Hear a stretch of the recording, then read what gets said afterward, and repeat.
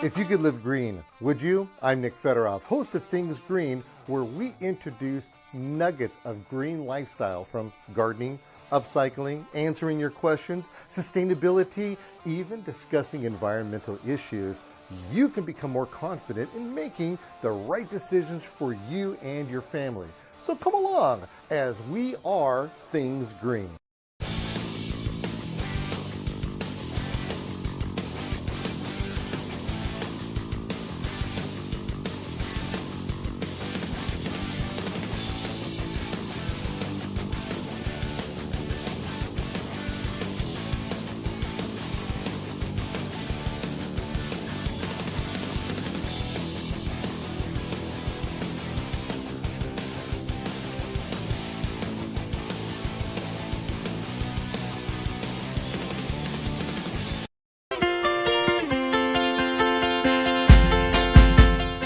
Okay, here in the greenhouse, we're going to do something that's really kind of fun, and it's appropriate from whenever strawberries are growing. Do you remember that show that we did about taking these particular plants, these spider plants, and we propagated them? You know, I don't think we did. We did that for the news thing that I do. All right, let's just start this, and I'll show you what we're going to do. Because, look, if you look over here real quick, you're going to see that I have a whole bunch of different plants, and they were all from these little things right here, these little plantlets. Well, strawberries, they do the same exact thing. They're the plant that keeps on giving. So that's pretty exciting for us over here. Now, these happen to be white Carolinas, and this is what they're supposed to look like. They're supposed to be white strawberries. They're not red strawberries. They're not going to get big and red and like those delicious ones that you're typically used to. They're going they're going to be white. In fact, if we can get a close-up over here, you're going to see we have one. Look at, they're already starting in these small containers. See that? Yeah. And this is about the right time to pick it, so we're just going to pull it off. And I don't care. You know, you ever hear that saying? It says, "What do you put on your strawberries?" And they say fertilizer, and you says, "No, I'd rather have whipped cream." All right, so these right here are not strong in flavor right at the moment. They're strong in flavor afterwards. You would use these for salads, for instance, but if you can get a whole mouthful of these, oh, they're great. And that's the whole reason why I decided to get these. So, oh, that, look at homegrown, organic. This is the way to go. It's so exciting. Okay, I had 10 plants that came in here. Out of the 10 plants, 2 of them died. But because this is a plant that actually didn't die, they never actually germinated because I bought them as roots. They were little sticks with a bunch of roots on there. So not all of them took.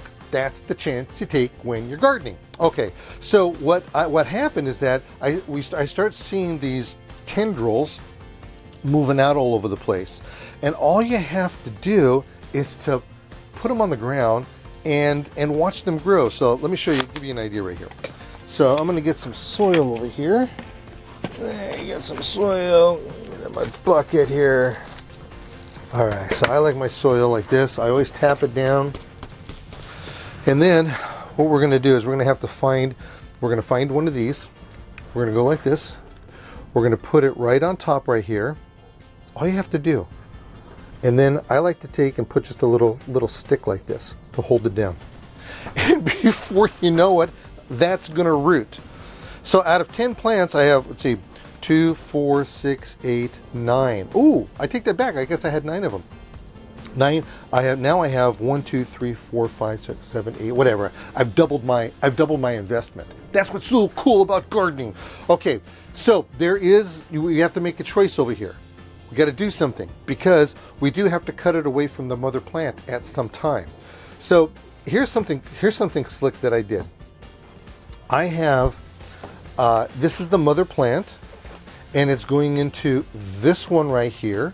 It's well rooted, and then it started sending off a tendril, and I took this and I stuck it over here.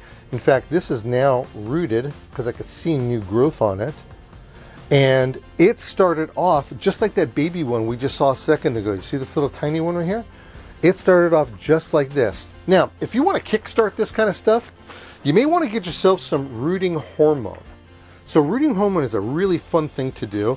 You need to have your little bit of moisture on your finger, or actually I'll just take it and I'm going to go like this. I'm just going to dump it in here, and see how I did that? I only really want it on this part right here. Because it got over here, it's not going to be a big deal. And then we're going to take it like this, put it here, and now I have doubled my chances, and I have increased the possibility of this rooting a whole lot faster. And now, what does a whole lot faster mean? A whole lot faster can mean 2 to 3 weeks faster. So that's a nice thing to have, but you don't have to use it. It's not necessary. I'll tell you what, none of these here have the rooting hormone. Now, if you have this kind of container around, check out what we did here. So we have this one. Look at this one's giving a lot of babies off. This one is feeding here, feeding into here. This one is feeding into this little, I wanted to show you that you could do a little smaller kind of a container. And look what's happening here. I have yet another one, and I'm not going to miss this opportunity. I'm going to stick it on right now. I'm going to dip it in there. That's all we need. Just a little bit on there. We're going to go like this. We're going to take it, and we'll secure it with the soil. Put a rock on there. Put this little thing, like I see this little thing. Put this on here, and it's going to grow. Now, there is a time that you're going to have to cut these things off. And so we're going to do that with this one right here. So what you're going to want to do is you're going to want to take your pruning shears, and you want to separate it from the plant, because this is now strong enough to not take any energy out of this particular plant. So we're going to snip it right here, and then I'm going to take this. This is not going to grow any longer. So snip it right there, and we have something for the compost pile. We're going to take this. This one is actually growing another one. So I could take this and I could attach it to something else. So it's a beautiful plant. Now, here we have something that's going on. This right here is a red strawberry. It's been sitting in this container for quite some time. We've actually been pretty fortunate. Oh, look at this. It's already getting flowers on it. So that's what a strawberry flower looks like. You ever see one before? That's beautiful. That right there is going to turn into the strawberry. That center part will turn red one day. But what I want to do is that this has been in here a long time. It's getting really crowded, so I want to separate it. See, the roots are starting to kind of like turn tannish, and we really want them more on the whiter side. And look at all the composted material, the leaves on the bottom here. They're just, that's not the best for it. So we're going to clean this plant up. In fact, what I'm going to do is I'm going to separate it. These plants have, oh my goodness, look at this. So that's one plant. This is, oh, look at that. Got it all inside of me. It's a good thing I'm related to the Hulk, huh? Otherwise I wouldn't be able to do this. So this one kind of got beaten up, but I still have plant there. It's going to work. And the best part about it is that I actually have two plants right here. Here, let's separate this one. You don't need a whole lot of root. So out of this one plant, I got 1, 2, 3, 4, 5. This probably could be separated 2 times too. I'm not going to do it this time. Let it grow. So I'll get a little bit more soil over here. All right. Put it in my container. And all we have to do, pull some out. Let me get a little, let's clean it up first. Get all this dead stuff out. This dead stuff's no good. And before you know it, you're going to be making strawberry pies. You're going to have this with ice cream. Oh, you can put this in the ground, by the way. You don't have to keep them in containers. You ever see those containers that are like scalloped? They come out scalloped like this. That's what they're made for strawberries. It's a really good thing to do. Okay. Now you can tell I'm not necessarily being super gentle with this. I mean, you don't want to abuse the plants. So nice root system. Put this here. Oh, yeah. And that is how we propagate strawberries and we keep things green.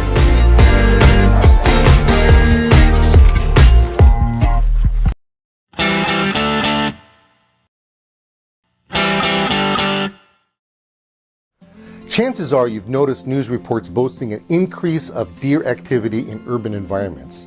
Deer really don't want to be dodging cars and frolicking through a concrete forest. They'd rather be in their natural environment. The problem is, we're prone to fires, and instead of going further into their habitat, they search out the lowest hanging fruit, which happens to be your yard and garden. The knee-jerk reaction is to stock up on venison, but it's not legal to hunt them in the city. You might even be inclined to put up deer fencing, but that's costly and sometimes not aesthetically pleasing. There's a better way to ward off deer by putting the fear of bobecks into deer and other plant-eating critters for their control. Simply coat dry plant leaves with the ready-to-use trigger sprayer every couple of weeks. For larger areas, the concentrated formulas will work with your favorite pump sprayer and spray rigs. Without getting all scientific, there's 12 natural and safe ingredients that triggers a fear instinct when they take a whiff of it. The smell sickens them and they scooch. After spraying, go out on a nice date and take in a movie. When you return in about 6 hours, it'll be completely dry and clear, plus the smell becomes undetectable to us. But for deer, you've saved costly fencing using the safe, natural way to control deer.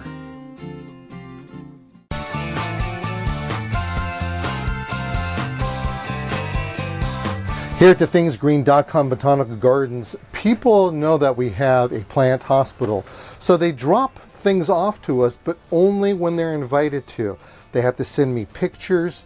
We have to make sure that the plant is disease-free, and then we'll take them, we'll rehabilitate them, and then we just end up giving them away. So I just don't want you to bring plants by. Please, please, please don't do that. Okay, so this is a plant that was brought by, and it was brought by probably a good 2, maybe even 3 years ago. There was a lady that was walking down the neighborhood, absolutely loved the program. She said she had the plant, didn't know what to do with it because it was getting ugly and overgrown and such, and indeed it is. So I figured I would have done this segment for you a long time ago, but it just didn't happen. So here we are right now, and any time with this particular plant is a good time.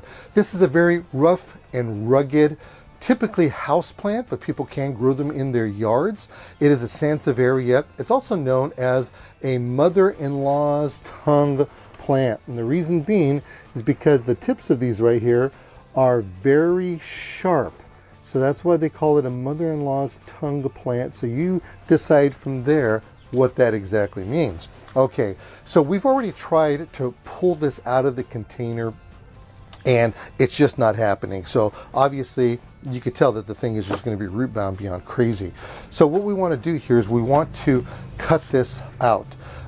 You could use a lot of different things to cut them out. I tried with a knife, it wasn't working. I tried with a pair of loppers. I could have finished it from there. Then I got the bright idea, let's bring out some power equipment to get this done.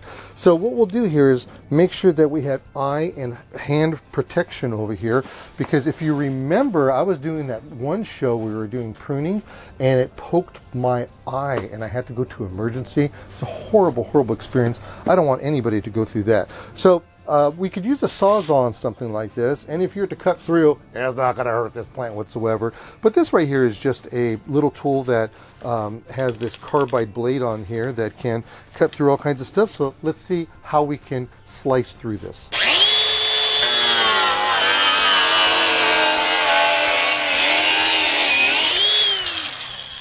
So that was pretty easy. We'll go again over here.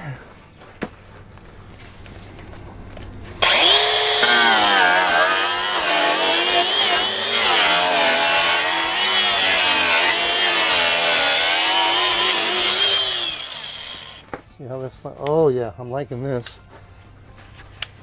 I want to make several cuts for a very specific reason. I just don't want to go through this thing and start to muscling it around too much. Just make it easy on yourself.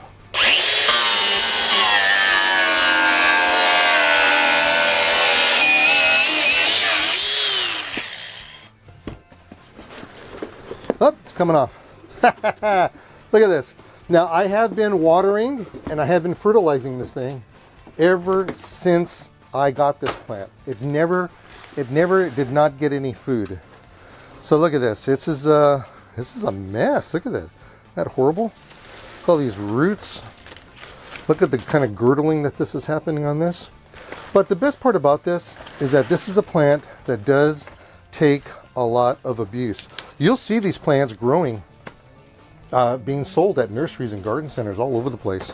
It's a very popular house plant. You normally don't find them this large, this tall. You normally see them as little house plants, and that's actually what we're going to do over here. We're going to see if we can't separate this out. Look at that. Okay. Didn't get a whole lot of root, but I got enough root on here to do this. Now we have to ask ourselves, do we put it in a large container or do we put it in the ground? If we put this in the ground, it's going to grow. There's no doubt about that. In fact, if I was to put it in the ground, what I would do is I would just take, I would take these, see these two right here? They're kind of, in the technical terms, yucky. So I would probably just, yeah. Well, that's kind of a good piece of growth there. I would just cut this off and we could plant just that. Okay. Or what we could do is we could plant here. I would cut these down, just right here. So by cutting these down, this is not going to grow again. This right here is going to absorb the light from the sky so that we can have exchange of starches and sugars. By the way, this is a plant that does not necessarily grow in full sun. It wants to be more in the shade, half shade. Morning sun is just fine. Afternoon, probably not. Now, this right here could probably grow really well. Let's see if we got some more over here that we could take off. I got something bigger because I'm going to show you something kind of drastic. Let's see. Let me see if I can cut through this one here. So we're going to cut this and we're going to cut all the way through. You are not going to hurt this at all. So I'm cutting through something thick here, huh? Let's make sure that I get that. I just made kind of a wedge is what I did. That's what I'm talking about. Now here's another piece. If you want to put it in your yard, you can do that. This will grow. I've got these roots. They're just fine. I'm going to pull all this off over here. And I am not going to salvage any of this. I want this to be a house plant. And by the way, did you know, I believe this one is on the list of NASA plants that you could use and put inside your house that will actually clean up the toxins that are in your house. You know, in your house, you've got toxins from the paint, from plastics, from the carpet too. I actually gave a really good speech on that presentation. So now what I'm going to do is I am going to take and make this just a little bit smaller. We have to do some sacrificing here. And I'm going to cut this like this. All right. Don't anybody scream. All right. Cut that right off. Now I'm going to take this and I'm going to cut this right off. And usually I like to cut things at an angle because if there's any moisture that comes on, it'll slip right off. This is probably just fine. And you see this right here? Look at this right here is a leaf. This is gonna become a dominant leaf. And if we start looking inside, we'll probably see some more leaf activity going in. Now we just got to get it into inside of a container. So I've got a container here that has some soil in it. That I saw a worm. We're gonna take this. We're gonna put this in here just like this. And then, oh yeah, see, look at the worms. See the worms? Worms are so cool. Look at that. Okay, Mr. Worm, let's go in here. That could be a Miss Worm. They're actually both Mr. and Miss. Okay.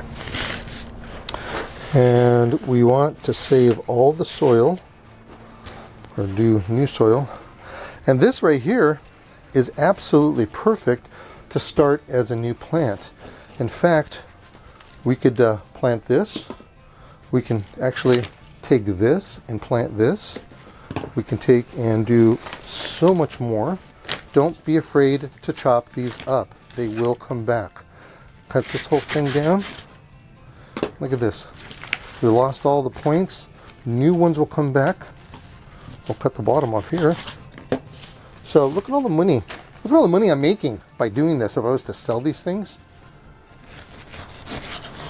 I would plant every single one of these.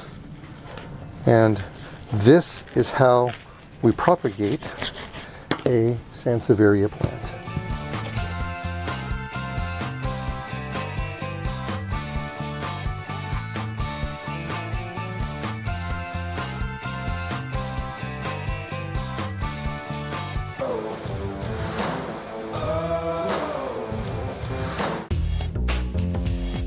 Today is the day that our sod gets here, and it's a wonderful experience and so exciting.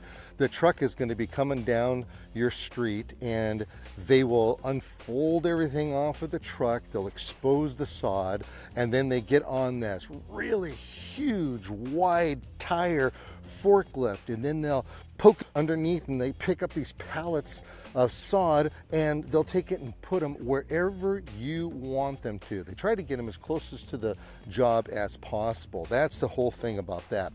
Now, once we have the sod in place in our pallets, you need to load it up, because it could be a little bit on the heavy side, because it is moist. And you got to remember, this is a living plant. It's a living thing, and we got to keep that in mind. So you're going to put it into a wheelbarrow, and then you'll also take and you'll stage it as you're going along wherever that you want this stuff.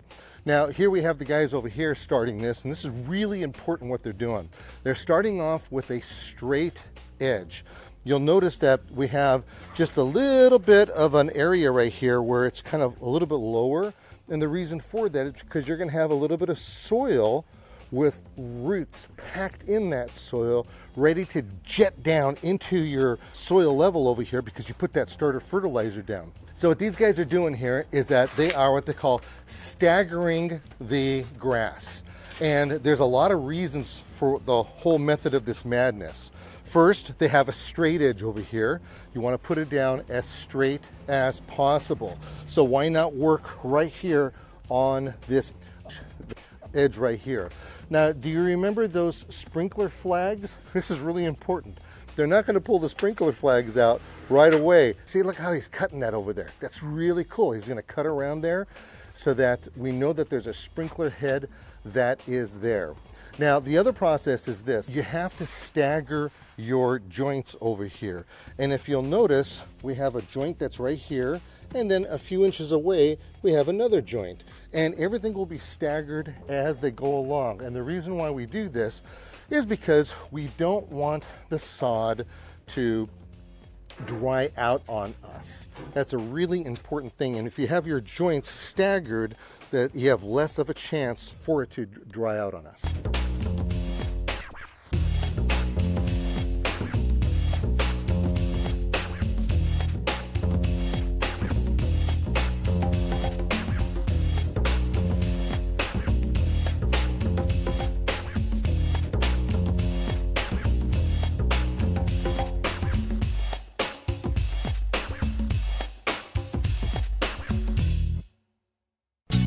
Understanding how to lay your sod is extremely important. The last thing you want to do is to make sure you plant a foot or any other kind of body part, because that right there would be your problem. Hey, what's going on here? Now, this particular installation was really important because, as you can see right here, he's cutting strips. And what we did is that we have our larger pieces on one side, a larger piece on the other side, and there you have your concrete, or in this case, brick. It's going to get really hot over there, so the larger pieces will be able to absorb that heat as it needs, but smaller pieces would dry out. So what we do is that we separate the sod, and we just go ahead and cover it right up, right in the center like this, and it's almost kind of like a nice little puzzle. The best part is that it's really easy to do. Look how quick that was done, and all you're going to do is use a little knife. You don't have to use anything fancy. In fact, we have two different kind of knives over here. This one right here has a little serration on it if you wanted to use that, or just a straight knife with a straight blade on it. It's all up to you and what you have lying around in your tool bin. Thanks for joining me on another excursion of Things Green. Our goal is to educate, inform, and entertain so you can become exposed to a green lifestyle inside and outside of the home and community, all on your terms. Join me next time right here as we help you with things green.